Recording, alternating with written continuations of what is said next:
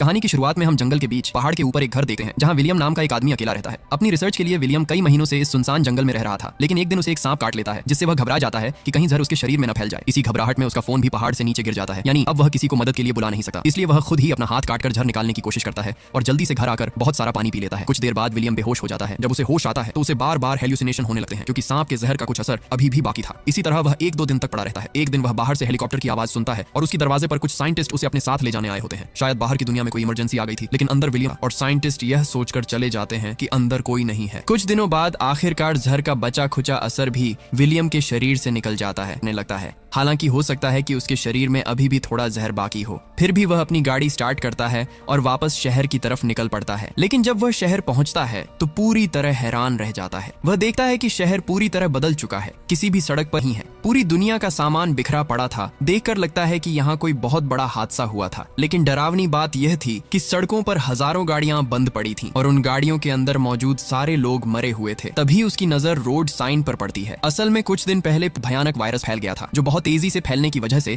धरती पर मौजूद लगभग सभी इंसानों को इन्फेक्टेड कर मार चुका था। इसलिए अब न कोई सरकार थी, न कोई कानून या नियम कायदे। खैर, विलियम अपने घर पहुंचता है और देखता है कि उसके पेरेंट्स भी कुछ दिन पहले ही मर चुके हैं। विलियम कुछ देर हकीकत को स्वीकार करता है, फिर अपने घर के पास ही अपने माँ बाप के लिए कब्र खोता है। कुछ दिन बीत जाते हैं और विलियम समझ जाता है कि इस शहर में उसके अलावा कोई और जिंदा नहीं है। लेकिन उसे उम्मीद थी कि उसके अलावा भी कहीं न कहीं कुछ लोग जिंदा होंगे जो उस वायरस से इम्यून रह गए होंगे। सेफ्टी के लिए विलियम अपने साथ एक बंदूक और कुछ सप्लाई लेकर लास्ट वेगास की तरफ निकल पड़ता है। रास्ते में जो ब्रिज शहर आने जाने का जरिया था वह भी ब्लॉक था, इसलिए विलियम को बहुत लंबा सफर तय करके दूसरे रास्ते से लास्ट वेगास पहुंचना पड़ता है। लेकिन यह शहर भी खाली पड़ा था, यहाँ कुल सूने थे। आखिरकार विलियम थककर एक फेमस होटल में रहना शुरू कर देता है। अब चूंकि यहाँ उसके लिए सब कुछ फ्री था, इसलिए वह महंगी महंगी वाइन पीने लगा है। लेकिन अगले दिन रात को उसके पास 2 सर्वाइवर आते हैं, मिल्टन और एन, जो विलियम की तरह उस वायरस से इन्फेक्टेड नहीं हुए थे। वे बताते हैं कि पिछले कुछ दिनों से वे भी ऐसे ही महंगे होटलों में रह रहे हैं। मिल्टन उसे आखिरी टीवी ब्रॉडकास्ट दिखाता है जिसमें बताया गया था कि कोई एंटीडोट नहीं बना पाए। इसके बाद अलग अलग देशों में गृह युद्ध शुरू हो गए। लोग दवाइयों के लिए एक दूसरे को मारने लगे और कुछ ही दिनों में दुनिया के सारे इंसान या तो वायरस से मर गए या फिर खून खराबे में। साथ ही विलियम को पता चलता है कि वायरस आने के बाद मिल्टन और एन आज पहली बार किसी जिंदा इंसान को देख रहे हैं, यानी अब धरती पर जिंदा बचे लोगों की संख्या बहुत ही कम है। वह यह भी जानता है कि इतने दिनों अकेले रहने की वजह से मिल्टन और एन की मानसिक हालत खराब हो चुकी है। एन यहाँ रिवील करती है कि उसने वीडियो कॉल पर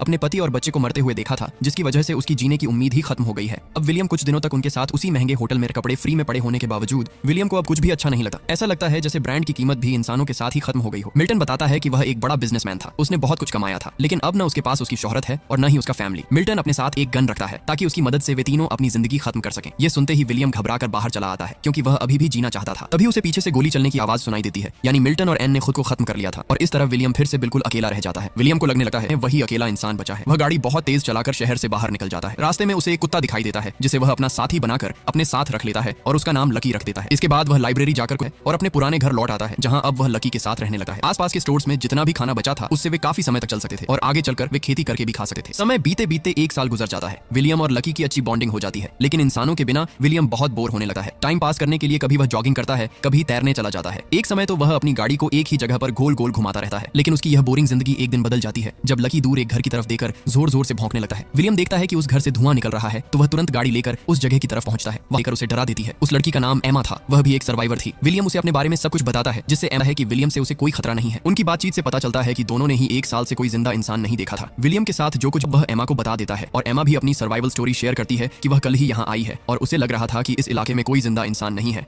कुछ देर बात करने के बाद विलियम उससे विदा लेने लगता है, लेकिन एमा कहती है, अरे आज रात यहीं रुक जाओ। कितने दिनों बाद विलियम भी मान जाता है। फिर विलियम एमा को अपने घर ले आता है। अकेले रहने की वजह से उसने घर का कुछ भी ठीक से ख्याल नहीं रखा था, सब कुछ उल्टा पुल्टा पड़ा था। तो वे दोनों मिलकर घर को दोबारा ठीक करना शुरू करते हैं। वे वहां जाकर खाने पीने का सामान ले आते हैं। अचानक इस मुलाकात से दोनों के अंदर फिर से जिंदा रहने की उम्मीद जाग जाती है। अब वे साथ में सोकर उठते हैं और रोजमर्रा के अलग अलग काम करते हैं। वे अपने अपने शौक बना लेते हैं ताकि बोर न हो। इसके अलावा वे जानते थे कि अगर वही धरती के आखिरी कपल हैं तो आबादी बढ़ाने की जिम्मेदारी भी उन्हीं पर होगी। उधर इंसानों के खत्म हो जाने की वजह से हिंसक जानवर अब शहर तक आने लगे थे। समय के साथ विलियम अपने घर पर सोलर पैनल लगा देता है ताकि उनका घर पूरी तरह से रेडी हो जाए। कुछ ही दिनों बाद एमा प्रेग्नेंट हो जाए। में बच्चे को लाना सही होगा या नहीं, ऊपर से डिलीवरी कैसे होगी, यह भी एक बड़ी चिंता थी। इसीलिए विलियम लाइब्रेरी जाकर बेबी डिलीवरी से जुड़ी किताबें पढ़ने लगा है। समय के साथ उनका घर हर तरह से सेफ हो जाता है। घर में सोलर पैनल लग चुके थे, इसलिए अब वे फ्रिज में खाना स्टोर कर सकते थे। मुर्गियां और कुछ गायें पालना शुरू कर देते हैं, जिनसे उन्हें अंडे और दूध मिलने लगा है। उनके पास ही एक बड़ा हरा भरा गार्डन था। इंसानों के खत्म होने के बाद हवा भी अब साफ और शुद्ध हो चुकी थी, लेकिन समय के साथ उन्हें एक बड़ी प्रॉब्लम का सामना करना पड़ता है। दरअसल उनके आसपास के इलाके में चूहों की संख्या लगातार बढ़ती जा रही थी और अब तो वे उनके घर की तरफ आने लगे थे। इसलिए वे घर के आसपास का कच्चा आइडिया काम नहीं करता तो वे अपने पूरे घर को सील कर देते हैं। एक रात एमा कहती है कि वे जल्द ही चूहों की कोई ना कोई सोल्यूशन सोल्यूशन निकाल लेंगे और फिलहाल वह अपने आने वाले बच्चे को लेकर खुश है।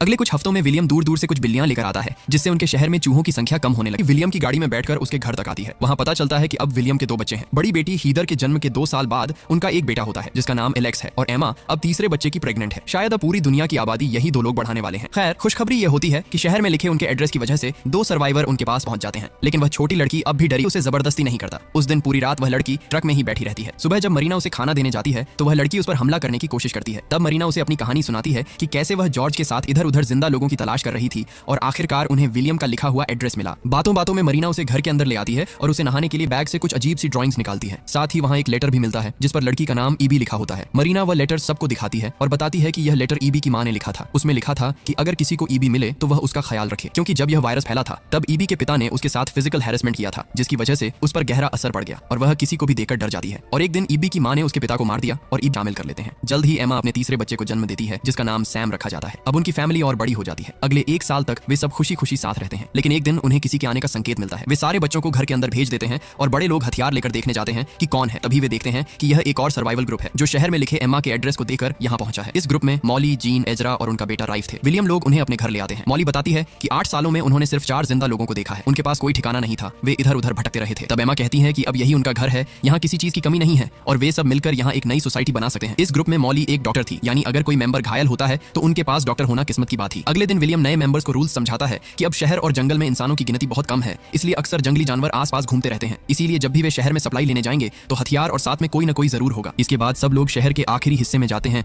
अलग अलग चीजें लेने के लिए।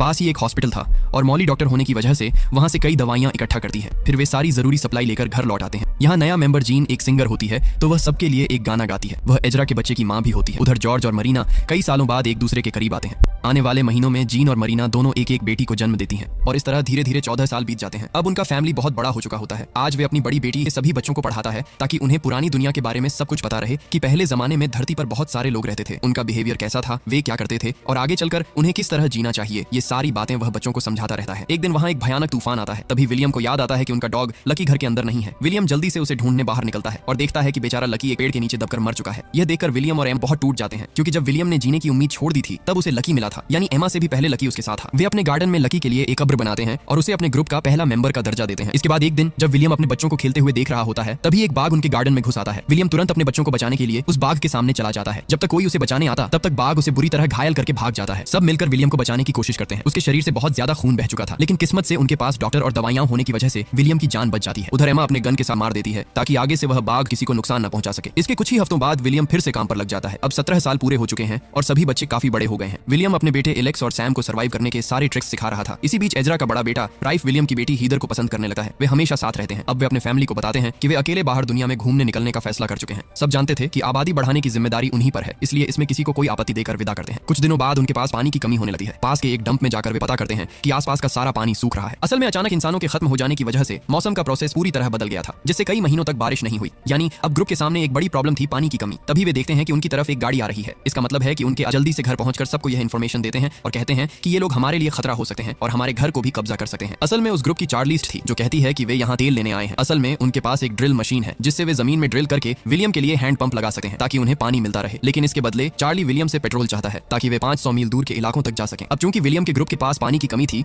इसलिए वे इस ऑफर को मान लेते हैं। वैसे भी इतने बार टोल देकर क्या करेंगे। विलियम की बात मानते हुए चार्ली का ग्रुप किसी जगह पर ड्रिल करना शुरू कर देता है। चूंकि यह प्रोसेस पूरा होने में कई दिन लगेंगे इसलिए चार्ली का ग्रुप अपनी वैन में रहेगा। लेकिन समय के साथ विलियम नोटिस करता है कि चार्ली कोई अच्छा इंसान नहीं है। उसकी बातों से पता चलता है कि एक समय उसने कुछ रिसोर्स के लिए कई सर्वाइवर्स को मार दी। कि चार्ली से सावधान रहें और अपने घर की सुरक्षा भी सुनिश्चित करें। एमा कहती है कि वैसे भी वे ड्रिल खत्म करने के बाद चले जाएंगे, इसलिए ज्यादा चिंता करने की जरूरत नहीं है। खैर, अगले 2 दिनों तक ड्रिलिंग जारी रहती है और आखिरकार 4 दिन बाद वे नीचे से पानी निकालने में सफल हो जाते हैं। इस पर सभी बहुत खुश होते हैं। विलियम कहता है कि अब उनका डील पूरा हो गया है और वे चार्ली का सारा पेट्रोल लेकर यहाँ से जा सकते हैं। रात को सब मिलकर सेलिब्रेट करते हैं। हालांकि विलियम तनाव में था क्योंकि उसे लग रहा था कि चार्ली एक खतरनाक इंसान है और इतना आसान नहीं जाएगा। रात को सब सो जाते हैं। से बाहर आता है और बाहर उसका दोस्त साइलस पहरा दे रहा है ताकि अगर कोई आता है तो उसे तुरंत इशारा कर सके। विलियम तेजी से उस कमरे में जाता है जहाँ ईबी रो रही होती है। चार्ली ने उसके साथ जबरदस्ती की थी।